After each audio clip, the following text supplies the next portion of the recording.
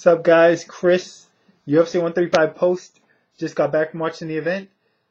Pretty entertaining event overall. Had its ups, had its downs, had some wildness, but pretty good event overall. Solid, definitely. Let me think. Pay-per-view. What was the opener? Oh, Nate Diaz against Gomi. Real good fight, man. Nate Diaz, Joe Rogan and Goldberg said it was Nate Diaz's best performance. It very well may have been, man. I mean, granted, Gomi ain't what he used to be, but Nate Diaz back at lightweight, man. He looked sharp with that boxing. Obviously, we know his submission game is slick as hell, and he showed it once again.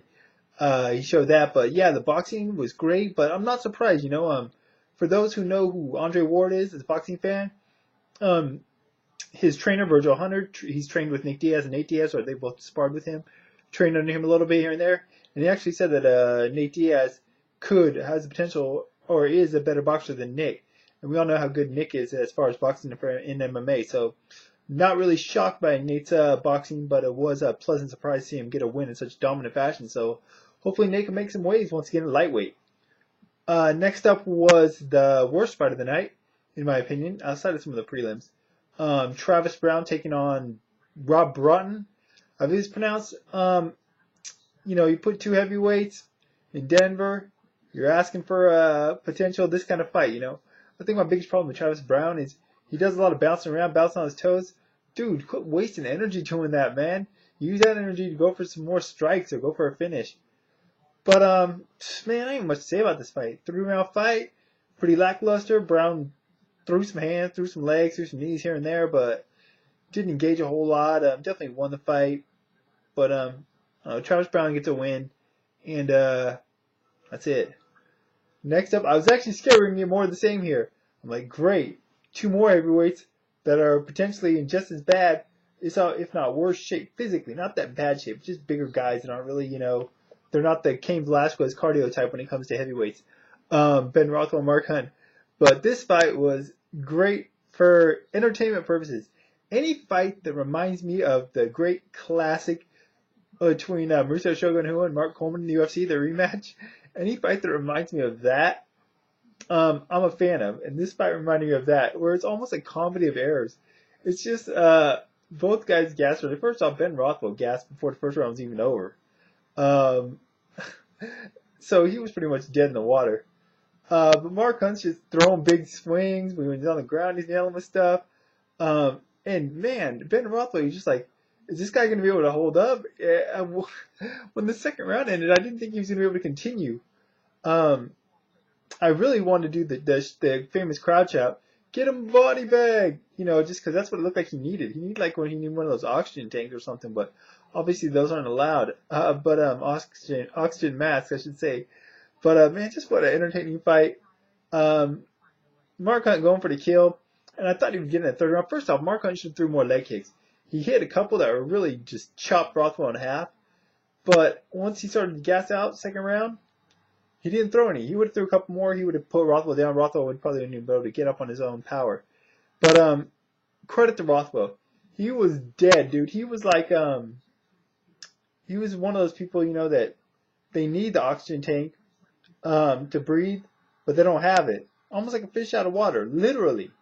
Just can't breathe. But he never gave up. And Mark Hunt ended up gassing himself out just by not being able to finish, because it sure as hell wasn't anything Ben Rothwell was doing. But yeah, Mark Hunt went for the finish, couldn't get it either. Ben Rothwell, dude, also showed a hell of a chin, man. When he was gassed out, Hunt hit him with some pretty solid shots, but he still survived. So, and then at the very end of the fight, Rothwell's in the dominant position. Crazy fight, but I enjoyed it. The bar seemed like the majority of the fans there watching enjoyed it. Good to see Mark Hunt get a win. Can we finally get the damn Mark Hunt Pat Barry fight, Joe Silva? Make that fight happen. Make it for UFC Japan. All right, co-main event of the night: Matt Hughes, Josh Koscheck. Said in my prediction for this video, didn't really care who won. Not a fan of either, but I kind of wanted Matt Hughes to win just for old time's sake, I guess. Plus, I don't like Koscheck even less than Hughes. Rodon looked like he might have some success. He was landing some good lead left hooks and a few jabs here and there. Even though his boxing is pretty terrible, Matt Hughes is, and he's slow. Man, is he slow to the punch. But it looked like Koscheck was a little bit hesitant with that left, his right eye, I believe it was, that got hurt in the GSP fight. But he was a little bit tentative. But eventually he was able to clip Matt Hughes on the feet. I don't remember the exact punch. Hurt him. Matt Hughes regained his composure slightly briefly, but unfortunately Matt Hughes almost led to his own downfall. He went for a knee in the clinch, missed it, fell down, and from there Koscheck jumped all over him. Landed some good strikes from standing up, dropped some bombs on him. Got Hughes on his, on his stomach, I guess, whatever you want to say, and finished him off with a strike. So, good bounce back win for Josh Koscheck. Matt Hughes thought he was going to retire after the fight. Doesn't look like that's going to be the case just yet. So, who knows what's next for Hughes, but either way, it's a good win for Koss. Main event of the night, Quinn Rampage Jackson against UFC lightweight champion Jon Jones. This fight went as I expected, for the most part. Didn't know if it'd be that one-sided, but I'm not all that surprised.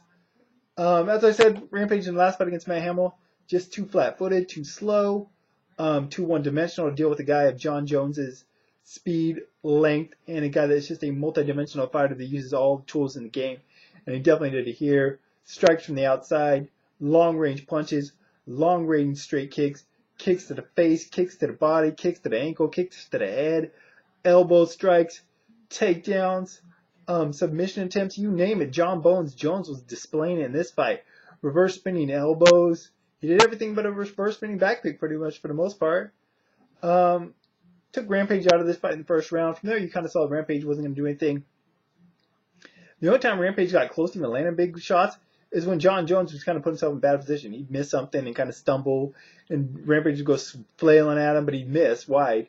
But, that's the only time we got close. The crowd where I was watching, they were all like, yeah, but nothing came close. Unfortunately for Rampage. But Jones, it's funny because a lot of people were high on Jones. He seemed to have a lot of popularity. After he choked out Bader and got that UFC title shot in the cage, he announced it. And then when he beat Shogun, of course, he had a lot of people on his bandwagon. If you watch the attendance, where the event took place. But now he seems to be a little bit more polarizing, even coming into this fight. But then when he has such a dominant performance, fans seem to get behind him once again. I think they're just almost in awe or appreciative of watching this guy fight and what he can do. And I am as well. I'm not saying I'm a fan of Jon Jones necessarily. I'm a big fan of Quentin Jackson. Rampage Jackson always have been. But I can definitely appreciate what Jon Jones brings to the sport and the talent that he has, man. It's an amazing thing to watch at such a young age. A fighter with such a high level of ability in the game, man. Definitely one of the best fighters out there. One of the most versatile, just one of the most impressive. He really just picked Rampage apart, had his way with him. It's funny because when you watch Bones' last few fights, it's like a man versus boy or man versus child. But Jones is the one that should be a child based on age, but yet he's the one that looks like he's a man in there, manhandling his opposition with ease. And he did it with Rampage. Completely just dominated Rampage, picked him apart. Rampage looked pretty demoralized after the end of that third round. I mean, when Jon Jones went under him and lifted him up like a kid playing with his dad, almost, or a dad playing with his son, just toying with him. Looked like Rampage was pretty much demoralized, and Jon Jones said as much in the post-fight interview. But he got the takedown in the fourth round, Jon Jones, and I loved the way he set up the rear naked choke. If you watch it, they showed it plenty of times on replay. He grabs Rampage's left hand with his right. He grabs his wrist with his right hand. So he's got Rampage's left wrist. Rampage has that wrist caught. Then Jon, with his left hand, slips the choke under Rampage's neck, which he can't defend because his left arm is caught by Jones's right hand. Perfect setup.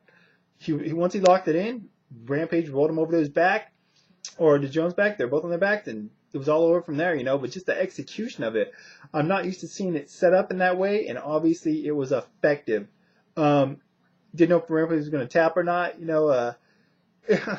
It's funny. I don't remember the cat's name, but in my prediction for this video, a guy said in the comments that I was being vague and I was acting like it was boxing, saying only Rampage could win by KO or Jones by decision, and that Jones could possibly win by submission. I said, no, it's not going to happen because Jones doesn't have a ton of submissions, and Rampage has only lost one fight ever by submission, that being to Sakuraba years ago, and that was more a matter of fatigue.